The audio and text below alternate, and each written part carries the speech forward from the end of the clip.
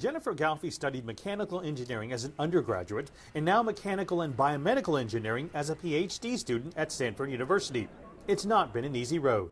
In my accelerated math program in undergrad, I was the only woman in my class, and it was a very actually disconcerting feeling. So I actually called my mom one night and was like, I think I'm going to drop down to regular math. I'm concerned that I'm the only girl and I don't know who I'm going to work with. And my mom very strictly said no. Galfy's mom happens to be a lawyer who helps organize an Equal Pay Day rally. I presented Galfy with information from a new study revealing female biomedical engineering majors make about 11% less in the first 5 years of their careers. It is disconcerting that there's this price discrepancy, but it's also really important that that doesn't discourage women from entering the field and trying to get paid the same amount, because the disparity is never going to close if women leave the field.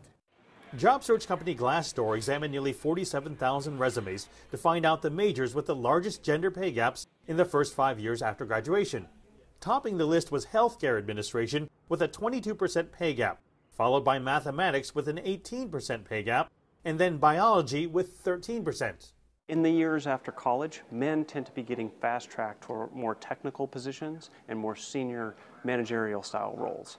Whereas by contrast, many women ended up in more general, lower paid positions, less technical, less senior.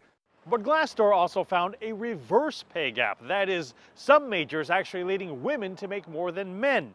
Architecture topped that list with a 14% pay gap in favor of women. That was followed by music and social work.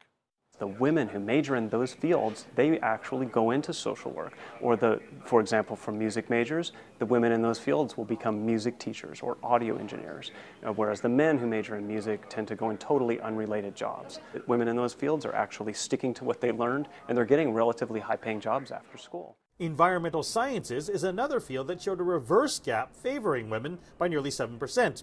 Stanford student Mia Sosa studied that for her undergraduate degree and is now studying civil and environmental engineering in graduate school.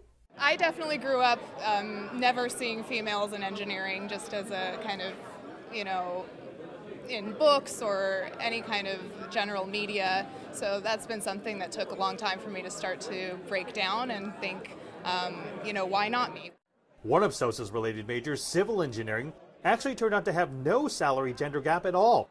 A rarity given Glassdoor still found 9 of the top 10 highest paying majors to be dominated by men. Mark New, CGTN, San Francisco.